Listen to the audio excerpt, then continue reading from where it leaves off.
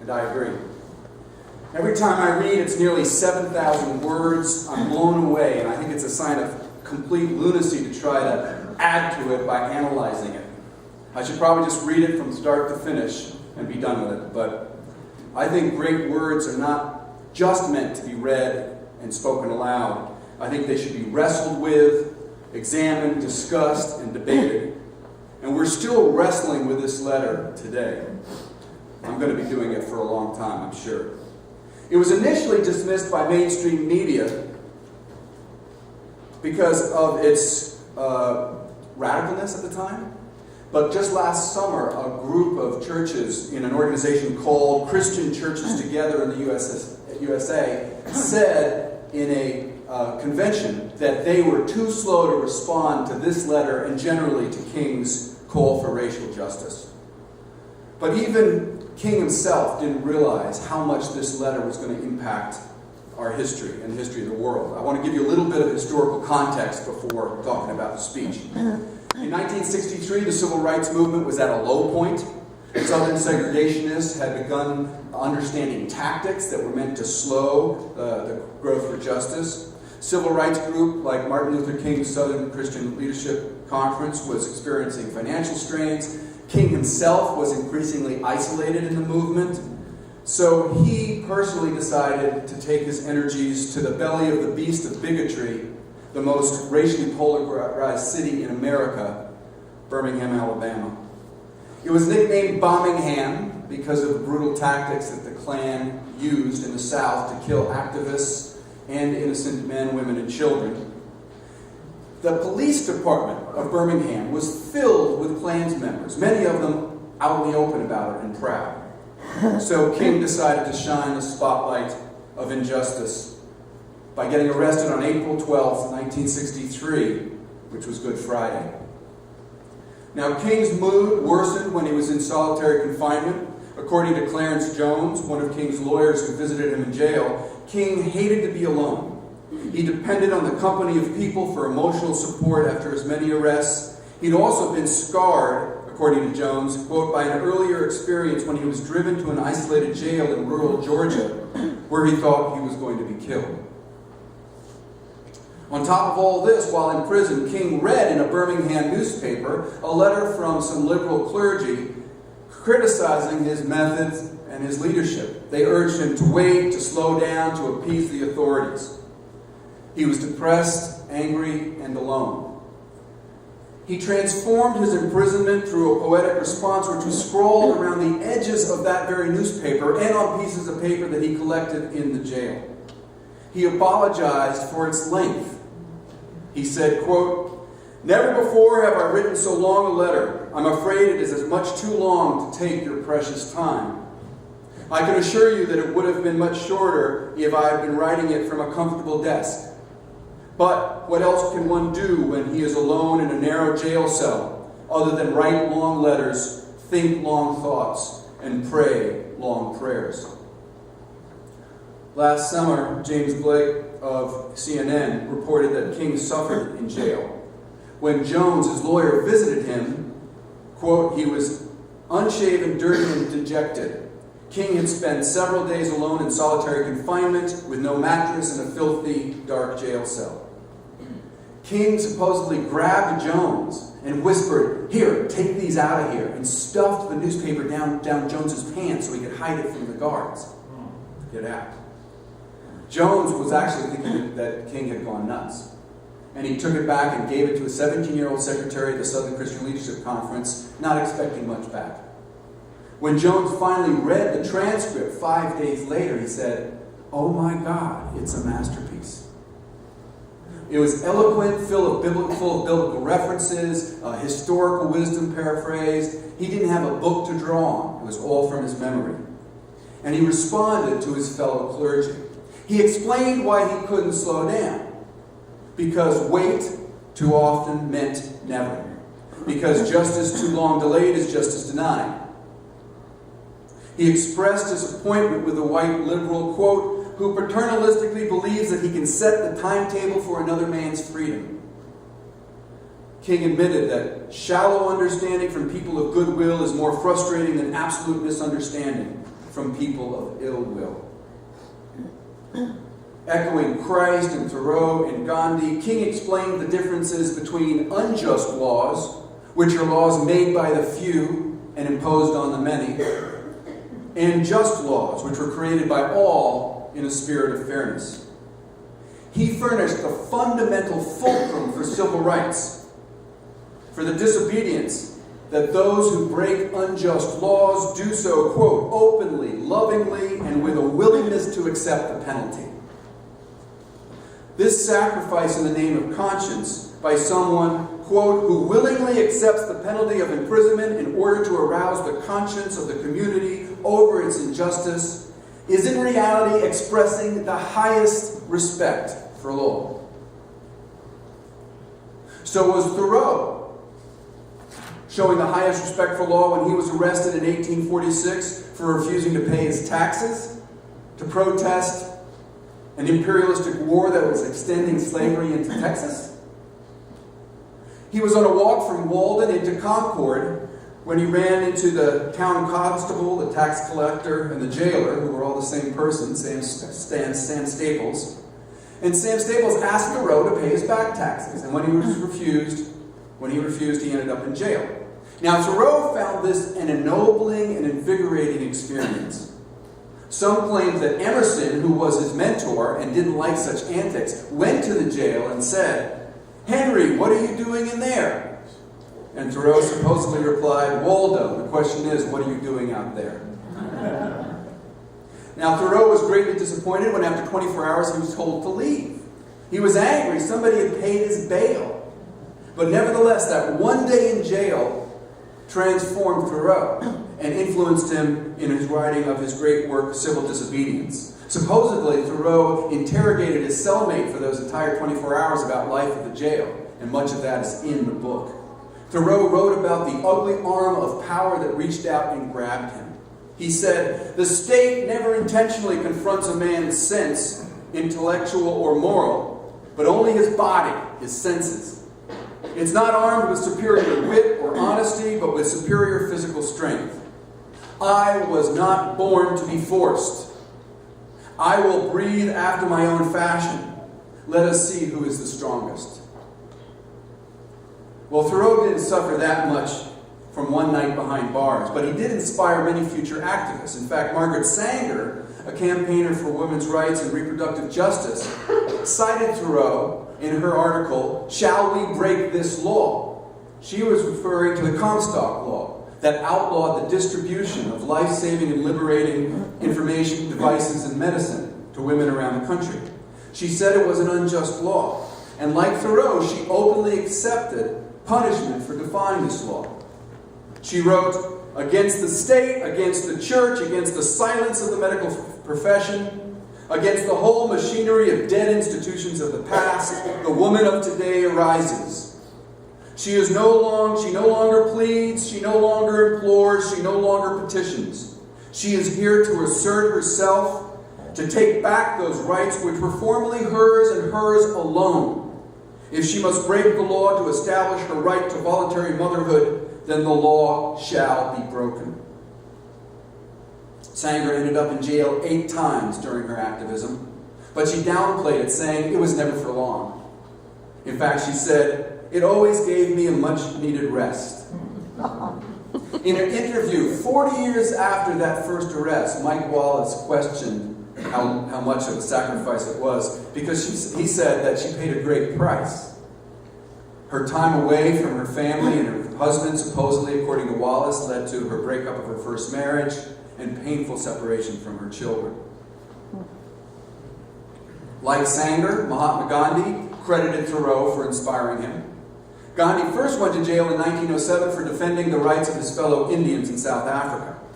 And while he was in jail, he read Thoreau's Civil Disobedience. And it convinced him of the effectiveness of his tactic. So he went back and got arrested once again in 1917, 3 times in 1913, once in 1909, and again once in 1919, 1922, 1930, 1933, and 1942, adding up to a total of 7 years in jail. Thoreau, Sanger, Gandhi, saw jail as a necessary result of their commitment to social justice. And in this way, their experience of incarceration is very different from the 10 years served by Malcolm Little, later known as Malcolm X. He was in jail for a variety of petty crimes, including larceny and breaking and entering.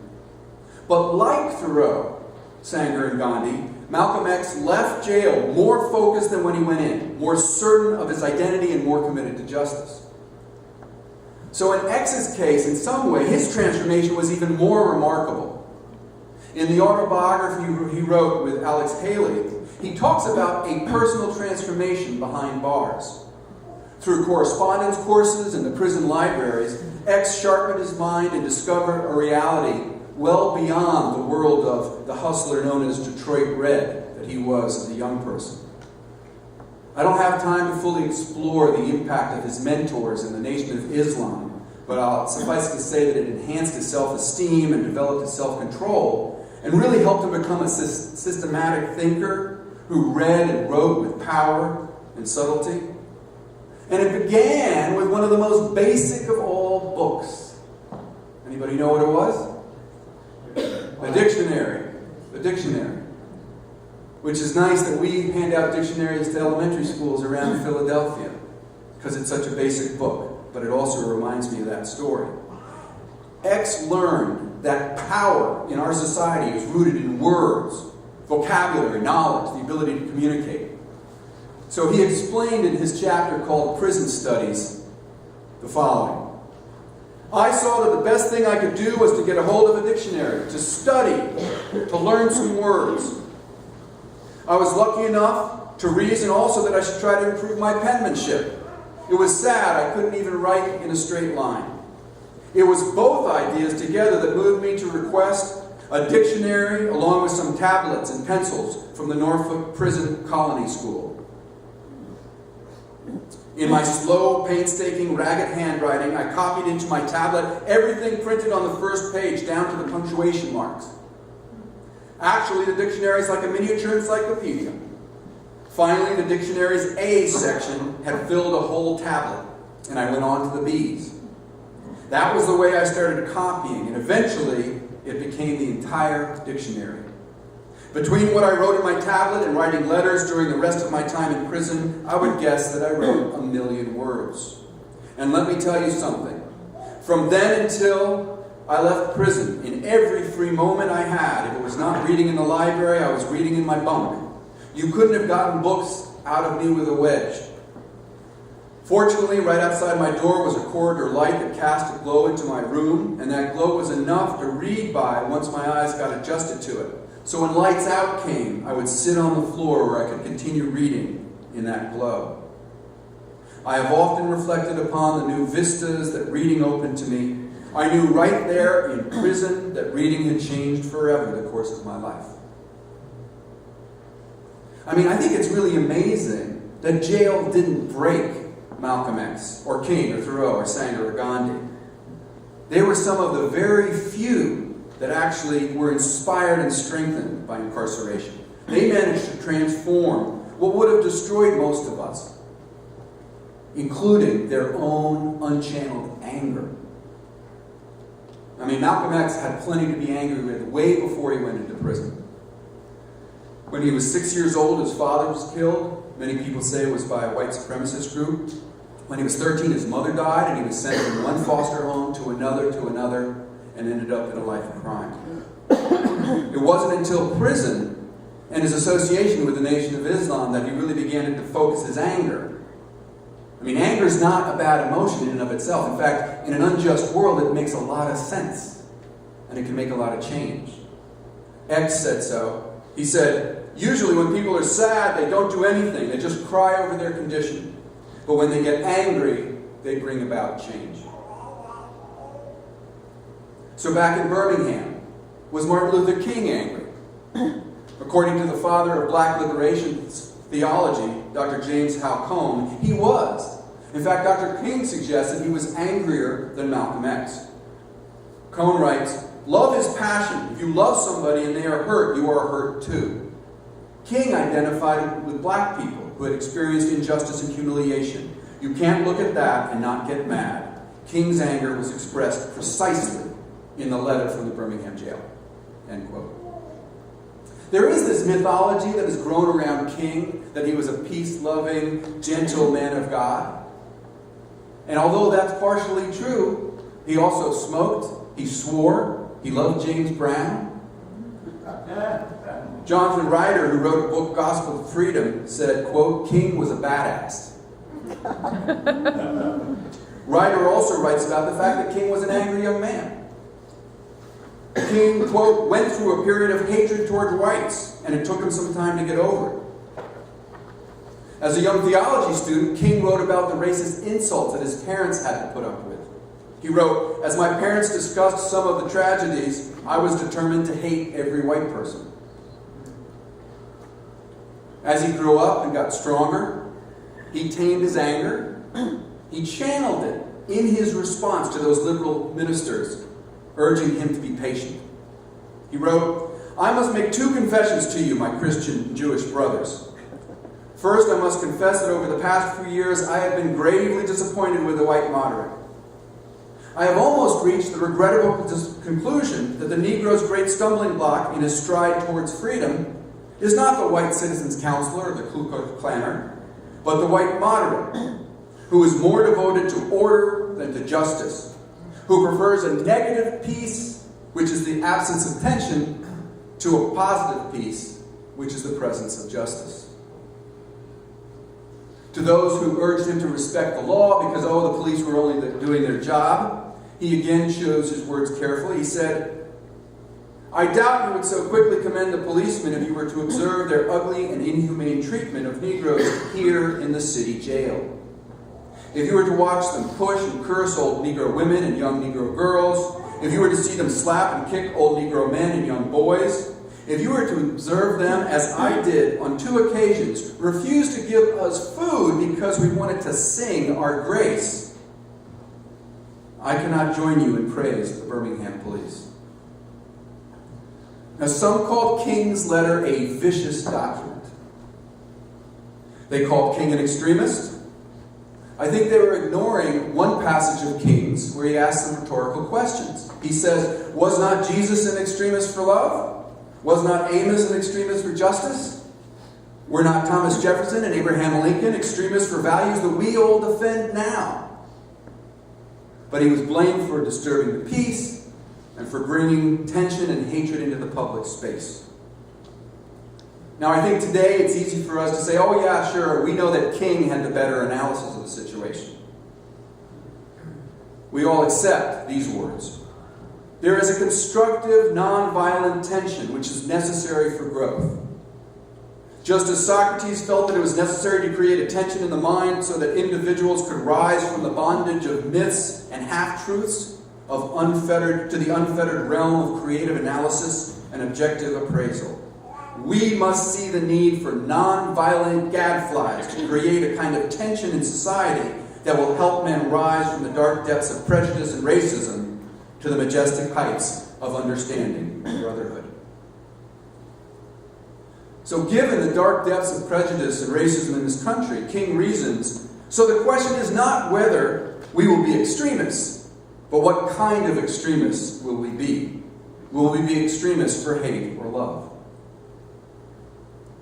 Well, King's life and that letter both was examples of hate turned into love. Destruction into growth, imprisonment into freedom, ugliness into beauty, and of a wound into healing. He spoke metaphorically of healing in that letter in one of my favorite passages. He said, actually, we who engage in nonviolent direct action are not the creators of tension. We merely bring to the surface the hidden tension that is already alive. We bring it out in the open where it can be seen and dealt with, like a boil that can never be cured so long as it's covered up, but must be opened up with all its ugliness to the natural medicines of air and light.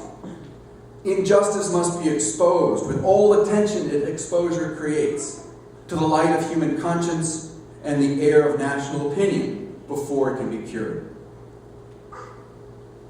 King understood that social transformation required personal transformation within. Whatever obstacles stood in his way, it became fuel for his furnace of activism. James Washington, editor of I Have a Dream, Speeches That Changed America and the World, explained it this way. The many hours King spent celebrating the sacrament of imprisonment became the spiritual preparation for the letter from the Birmingham Jail. Sacrament of imprisonment. Every time I read that letter, I'm humbled. I never have, I may never experience the sacrament of imprisonment because I'm too scared. I'm too comfortable. I'm afraid of being hurt, of being broken. I mean, prisons are designed to break the spirit of everybody inside, to humiliate and to dehumanize them.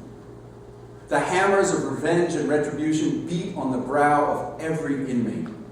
Whether they're there because they broke the law, or whether they're there because they were in the wrong place at the wrong time, or because they're there because they want to protest an unjust law. Our prison industrial complex is an obscenity. I chose these words carefully. It's one reason I'm reaching out to Decarcerate PA to try to work with them. It's one reason why I teach workshops on Michelle Alexander's New Jim Crow. Few of us have the strength that would allow us to escape those institutions, more determined, like King and Gandhi. But we throw children in jail day after day and leave them there to rot. I have a friend who works for Free Minds Book Club in D.C. It works within D.C. jails. It uses books and creative writing to empower young inmates to transform their lives.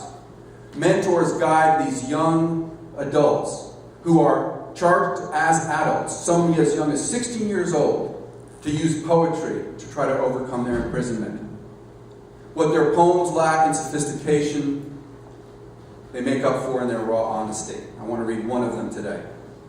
It's by KB and it's called Trapped.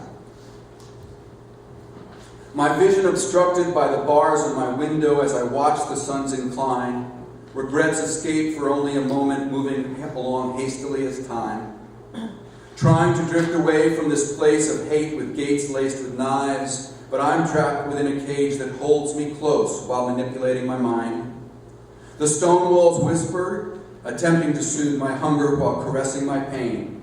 Freedom I strive for through some days I feel as if my struggle is in vain. My cries for help are smothered by screams of frustration, day-to-day stress I live through. Yesterday was like today and tomorrow is the same. I'm trapped in a realm of deja vu. Whys are no longer summoned while my pillow fondles my neck and head. Nights no longer filled with sweet dreams, only nightmare pictures of the dead. And tucked neatly in my coffin, longing for slumber, just wanting to rest in peace.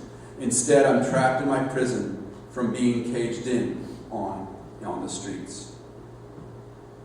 Those who work with these young poets like KB hope that the words that they read and write and share help them escape the despair that can kill the soul and wither the body.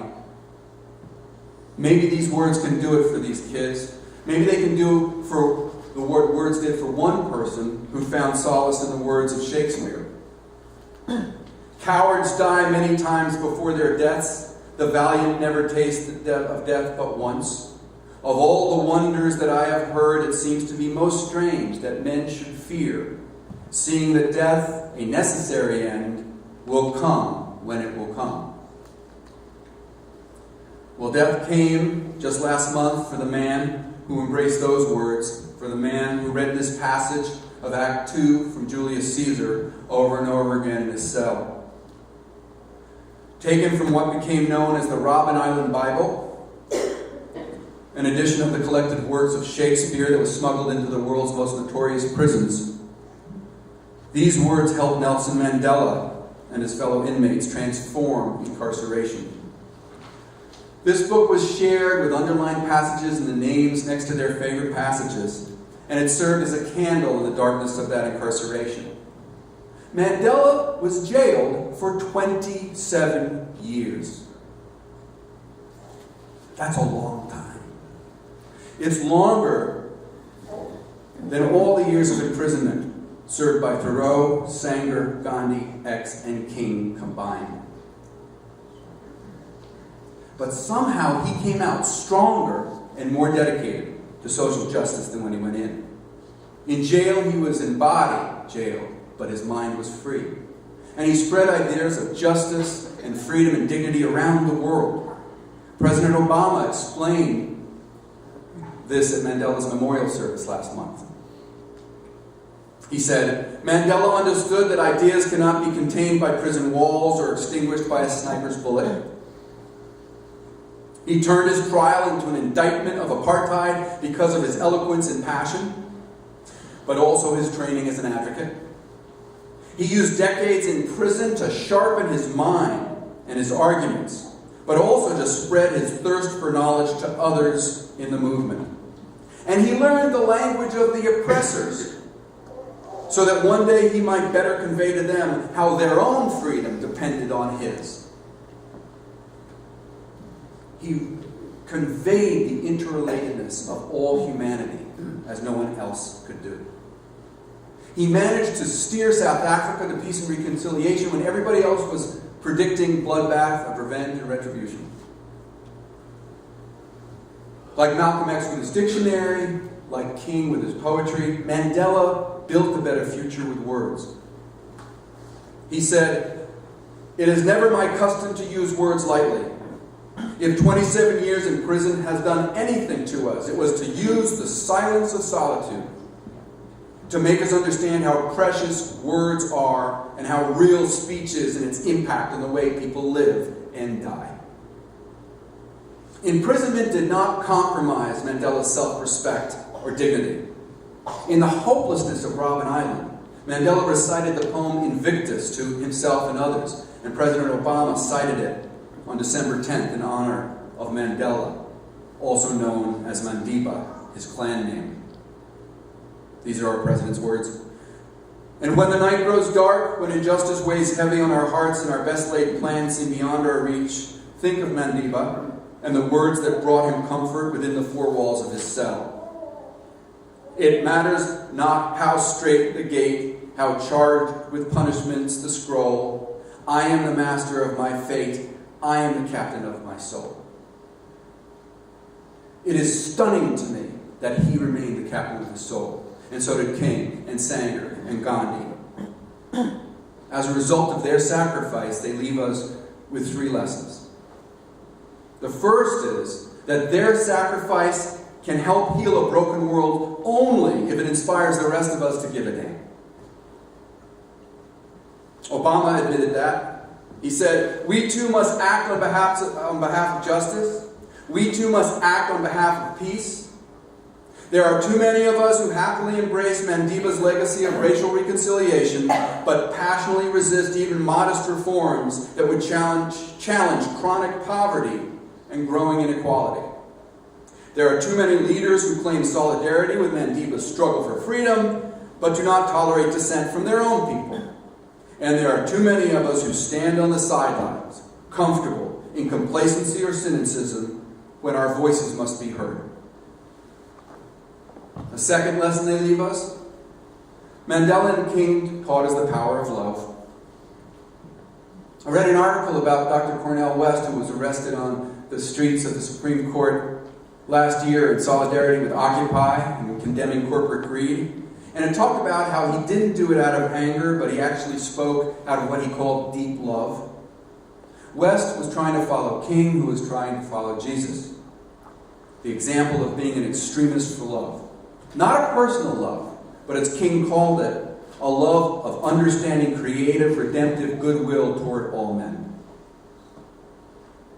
And third, Mandela and King and X and Sanger and Gandhi taught us the importance of interrelatedness. When Dr. West was arrested, he actually spoke not only in solidarity with the protesters, but with the policemen who were putting handcuffs on him at the time. Reuters reporter Lucas Jackson, who was there at the time, speculated that Dr. West was trying to bring back the words of Martin Luther King that were etched just down Constitution Avenue on the new MLK memorial. "Injustice anywhere is threat to justice everywhere. We are caught in an inescapable network of mutuality, tied in a single garment of destiny. How better to express that single garment than by introducing those people who were once your jailers as honored guests at your inauguration, which is what Mandela did. Obama said, Mandela understood the ties that bind the human spirit. There's a word in South Africa, Ubuntu, that describes his greatest gift, his recognition that we are all bound together in ways that can be invisible to the eye, that there's a oneness to humanity, that we achieve ourselves by sharing ourselves with others and caring for those around us. Near the end of the memorial for Mandela, Obama spoke personally. Over 30 years ago, while still a student, I learned of Mandela and the struggles in this land. It stirred something in me. It woke me up to my responsibilities to others and to myself. And it sent me on an improbable journey that finds me here today. And while I will always fall short of Mandela's example, he makes me want to be better. He speaks to what is best inside us. It's been an honor for me to speak about what is the best inside each of us today. And to again embrace this letter that I've read 5, 6, 7 times. And it's humbling. I cannot imagine myself being able to transform a jail into a site of freedom. Somehow they were stronger. These leaders were stronger than the walls that held them.